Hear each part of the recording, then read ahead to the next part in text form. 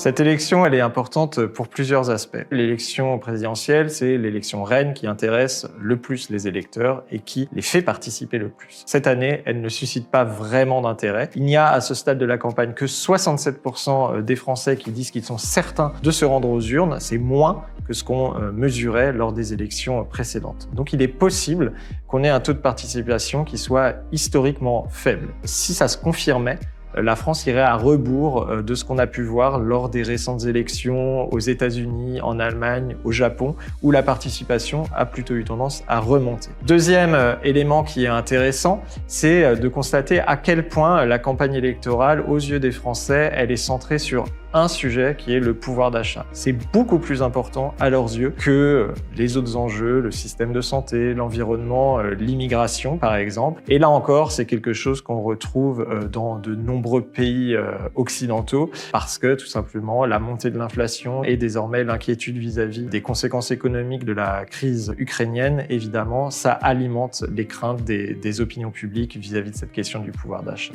Un troisième élément intéressant qu'on voit depuis plusieurs années, mais qui est particulièrement manifeste en ce moment, c'est la droitisation de l'électorat en France. Si on fait le total des voix qu'obtiennent les candidats de droite, ils obtiennent 44%. C'est fort.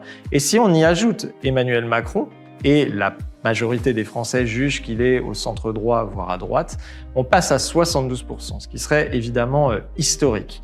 Et on confirme cette droitisation en regardant l'évolution de l'opinion des Français sur un certain nombre d'enjeux comme le racisme, la perception de l'islam, les opinions favorables envers la peine de mort. Et ce qui est intéressant de se demander, c'est pourquoi, alors que le pouvoir d'achat et plus largement les questions sociales sont si importantes, les candidats de gauche ne semblent pas du tout avoir réussi à en profiter. Et puis un dernier point intéressant, c'est la fragmentation de l'offre politique. On a 5 candidats qui semblent pouvoir obtenir 10% des suffrages au premier tour. Ça serait du jamais vu sous la Ve République. Et là encore, ça rentre en résonance avec un éclatement de l'espace politique qu'on constate dans de nombreuses démocraties, que l'on pense à l'Espagne, à l'Italie, à Israël ou aux Pays-Bas.